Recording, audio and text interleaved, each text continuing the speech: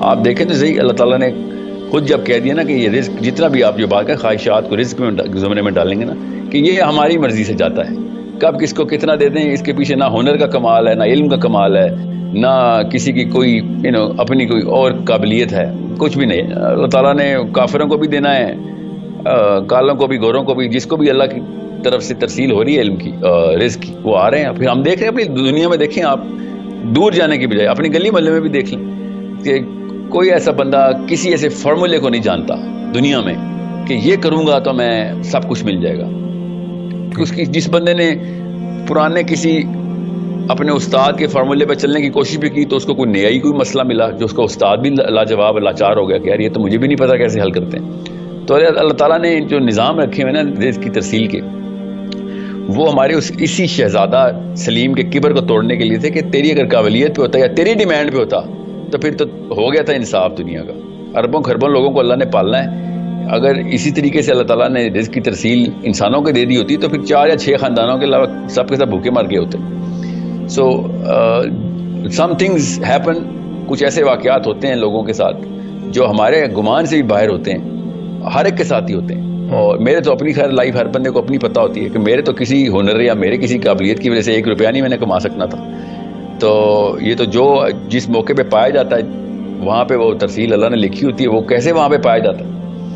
ورنہ جس وقت کسی کی نوکری لگتی ہے اس دن اس کا ایکسیڈنٹ نہیں ہوتا، وہ انٹرویو پہ ٹائم پہ پہنچ جاتا ہے، اس وقت وہ والا بندہ انٹرویو لے رہا ہوتا ہے جس کو اسی طرح کا بندہ چاہیے ہوتا ہے، اسی طرح کا لہجہ پسند آتا ہے اس کو، وہ والی باتیں اس کے منہ سے نکل جاتی ہیں، یہ والے سوال اس کے منہ سے نکل جاتے ہیں کہ جواب آسانی سے اس کو یاد ہوتے ہیں یا اس کو سمجھ آ جاتی ہے۔ سو یہ سارے کے سارے اس کو پرمیٹیشنز کہتے ہیں۔ یہ اتنی کوئی ان لمیٹڈ لیول کی پرمیٹیشنز ہیں کہ جو آپ کے یہاں پر تو آپ نے فیٹ کو پرفیکشن کے اوپر ڈومینیٹ کروا دیا نا کہ وہی والے جملے وہاں سے نکلیں گے، حالانکہ ہم پرفیکشن کی طرف جا رہے ہوتے ہیں اور فیٹ کو منیمائز کر رہے ہوتے ہیں۔ کوئی نہیں یہ سوچے گا کہ بھائی آج کے دن پہ میں یہی بولوں گا، اگلا بھی یہی سننا چاہے گا، ہر کوئی چاہے گا کہ یہ تیار کروں گا تو ہی اگلا امپریس ہوگا۔ یہ کوشچن میں نے تو خیر سر ہزاروں انٹرویو، ہزاروں سے مطلب 10-20 ہزاروں انٹرویو لیے ہیں کہ کیونکہ میں کارپوریٹ کا حصہ رہا ہوں دو دہائیاں۔ میں آپ کو بتا رہا ہوں، میں اپنے کولیگ سے بڑا کانشیسلی یہ سوال کرتا تھا، خود اپنی تجربے بھی دیکھتا تھا، پھر آبزرویشن جب میں پینل انٹرویوز میں ہوتا تھا تو میں دیکھتا تھا کہ کس بیس پہ ایک بندے کو، مطلب ہر ایک کی ماں مسلح پہ بیٹھی وظیفے مان کے بیٹھی ہوتی ہے جو بھی انٹرویو کے لیے آیا ہوتا ہے۔ ہمیں تو پتہ ہے نا اس کا پیچھے سے پروٹوکول سیٹ ہوتی ہے، مگر سلیکٹ کون ہوتا ہے؟ زیادہ تر لوگ اس بیس پہ سلیکٹ کرتے ہیں۔ اس کو MPFC-G گلو کہتے ہیں، میڈیل پری فرنٹل کورٹیکس گلو۔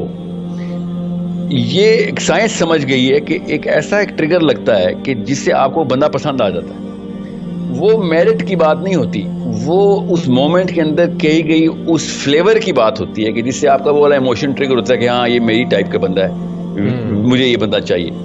وہ کچھ بھی بات ہو سکتی ہے، ٹھیک ہے۔ کئی دفعہ تو اس طرح تو ہر کوئی محنت کرنا چھوڑ دے گا جو آپ یہ بات سمجھانا کی کوشش کر رہے ہیں کہ وہ اسی پر رہے گا کہ پتہ نہیں آج ٹریگر ہوتا ہے کہ نہیں ہوتا۔ جی محنت تو ڈبل کرے گا نا کہ پتہ نہیں کیا کیا بولوں، کیا کیا تیار کروں گے، کچھ نہ کچھ تو ٹریگر ہو جائے۔ محنت تو دگنی کرنی چاہیے، مگر ٹریگر اس کی مرضی سے نہیں ہوگا۔ بس یہ میں بتاؤں، اللہ نے یہی تو کہہ دیا کہ رزق کی ذمہ دار ہم ہی ہیں، کہ